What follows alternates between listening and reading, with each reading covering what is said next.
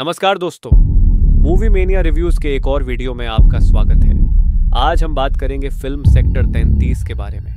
Sector 36 film की हमारी समीक्षा इस फिल्म के निर्माण के कुछ दिलचस्प पहलुओं पर ध्यान केंद्रित करती है। यह फिल्म एक मनोरंजक हिंदी क्राइम थ्रिलर है जिसने 13 सितंबर 2024 को अपनी रिलीज के बाद से स्ट्रीमिंग की दुनिया में टहलका मचा दिया है। आदित्य निम्बालकर द्वारा निर्देशित यह फिल्म कुख्यात निठारी सीरियल हत्याओं से प्रेरणा लेती है जो अपराध, भ्रष्टाचार और सामाजिक उदासीनता के अंधेरे विषयों की खोज करती है। हमारे साथ जुड़े क्योंकि हम इस गहन कथा की ताकत और कमजोरियों पर ध्यान केंद्रित करते हैं, साथ ही इसके प्रमुख पात्रों के प्रदर्शन की तुलना उनके पिछले कामों से करते हैं। सेक्टर 36 का अवलोकन। सेक्टर 36 दीपक डोबरियाल द्वारा अभिनीत इंस्पेक्टर रामचरण पांडे पर केंद्रित है, जो शुरू में एक झुग्गी इलाके में बच्चों के खतरनाक गायब होने पर आंखें मूंद लेता है। हालांकि जब उसकी अपनी बेटी एक लक्ष्य बन जाती है तो उसे विक्रांत मैसी द्वारा चित्रित प्रेम सिंह नामक एक मनोरोगी हत्यारे की खौफनाक वास्तविकता का सामना करने के लिए मजबूर होना पड़ता है। ये फिल्म शहरी असमानता और ऐसी भयावहता को जारी रखने की अनुमति देने वाली प्रणालीगत विफलताओं की एक भयावह खोज है। फिल्म की खूबियां: दमदार अभिनय। विक्रांत मैसी और दीपक डोबरियाल दोनों ने बेहतरीन अभिनय किया है जो फिल्म को मजबूती देता है। मैसी ने प्रेम का किरदार बहुत ही शानदार तरीके से निभाया है। एक साधारण व्यक्ति से एक खतरनाक हत्यारे में उनका बदलाव डरावना और सम्मोहक दोनों है। आलोचकों ने कहा है कि यह भूमिका उनकी अब तक की सर्वश्रेष्ठ भूमिकाओं में से एक हो सकती है, जिसने 12वीं फेल जैसी फिल्मों में उनके पिछले प्रदर्शनों को पीछे छोड़ दिया है। दीपक डोबरियाल, जो अपनी हास्य भूमिकाओं के लिए जाने जाते हैं, इंस्पेक्टर पांडे के रूप में अपनी बहुमुखी प्रतिभा का प्रदर्शन करते हैं। उनका चरित्र उदासीनता से दृढ़ संकल्प तक कथा में गहराई जोड़ता है। मैसी और डोबरियाल के बीच उनके गहन टकराव के दौरान की केमिस्ट्री स्पष्ट है, खासकर पूछताछ के दृश्यों में जो दर्शकों को चौंका देते हैं। निर्देशन और छायांकन। आदित्य निम्बालकर का निर्देशन में पदार्पण सराहनीय है। उन्होंने पूरी फिल्म में भय और तत्परता का माहौल बनाया है। सौरभ गोस्वामी की छायांकन शहरी जीवन की गंभीर वास्तविकताओं को पकड़ती है और फिल्म के अंधेरे स्वर को बढ़ाती है। कहानी को 2000 के दशक के मध्य में सेट करने का विकल्प एक दिलचस्प परत जोड़ता है, जिससे संचार के अवसर कम हो जाते हैं जो तनाव को बढ़ाते हैं। सामाजिक टिप्पणी।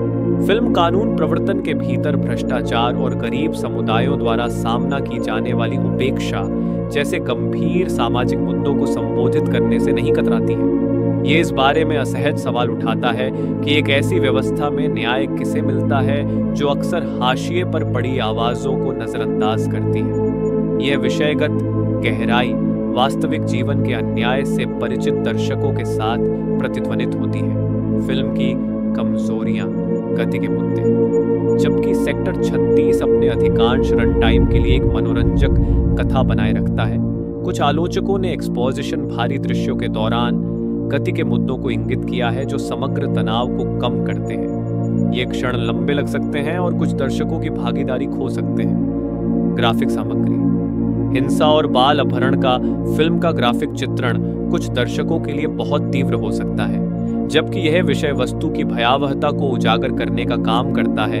यह दर्शकों को अलग थलग करने का जोखिम भी उठाता है जो इसे परेशान करने वाला पा सकते हैं। एक मजबूत ट्रिगर चेतावनी फायदेमंद हो सकती थी। सहायक किरदारों में गहराई की कमी। हालांकि मुख्य किरदारों को अच्छी तरह से विकसित किया गया है, लेकिन कुछ सहायक भूमिकाओं में पर्याप्त गहराई की कमी है। उदाहरण के लिए आकाश खुराना द्वारा मिस्टर बस्सी के किरदार को और बेहतर बनाया जा सकता था ताकि कहानी की जटिलता को बढ़ाया जा सके। पिछले प्रदर्शनों से तुलना। विक्रांत मैसी पिछला काम ए डेथ इन द गंज और 12वीं फेल में भूमिकाओं के लिए जाने जाते हैं, जहां उन्होंने अक्सर संबंधित किरदारों को निभाया है। सेक्टर 36 में मैसी ने एक मनोरोगी हत्यारे का किरदार निभाने की हिम्मत दिखाई, जिसमें उन्होंने अपने करियर में पहले कभी नहीं देखी गई सीमा और तीव्रता दिखाई। दीपक डोबरियाल पिछला काम तनु वेड्स मनु जैसी फिल्मों में हास्य भूमिकाओं के लिए प्रसिद्धि प्राप्त की। सेक्टर 36 में डोबरियाल ने इंस्पेक्टर पांडे के रूप में एक गंभीर भूमिका निभाई, जिसमें भावनात्मक गहराई और लचीलापन दिखाया गया, जो उनके सामान्य टाइप कास्टिंग से एक महत्वपूर्ण बदलाव है। आदित्य निम्बालकर, पिछला काम, हैदर जैसी प्रशंसित फिल्मों में सहायक निर्देशक। सेक्टर 36 निर्देशक के रूप में उनकी पहली फिल्म आशाजनक है। उन्होंने जटिल विषयों को संवेदनशीलता के साथ संभाला है और पूरे सस्पेंस को बनाए रखा है। सेक्टर 36 किसे देखना चाहिए? ये फिल्म मुख्य रूप से वयस्क दर्शकों के लिए बनाई गई है, क्योंकि इसमें परेशान करने वाले विषय और ग्राफिक कंटेंट है। माता पिता को बच्चों को इसे देखने देने में सावधानी बरतनी चाहिए, क्योंकि इसमें नाबालिगों के खिलाफ हिंसा से जुड़ी संवेदनशील विषय वस्तु। हालांकि क्राइम थ्रिलर के प्रशंसकों के लिए जो सामाजिक मानदंडों को चुनौती देने वाली एक विचारोत्तेजक कहानी की तलाश में है, सेक्टर 33 एक आकर्षक अनुभव प्रदान करता है। इस फिल्म को इसके भारी विषयों और ग्राफिक प्रकृति की समझ के साथ देखना जरूरी है। निष्कर्ष: संक्षेप में, सेक्टर 36 क्राइम थ्रिलर शैली में एक साहसिक प्रविष्टि है, जो सामाजिक टिप्पणी के साथ मजबूत प्रदर्शन को सफलतापूर्वक जोड़ती है। हालांकि इसमें कुछ खामियां हैं, विशेष रूप से गति और ग्राफिक कंटेंट में।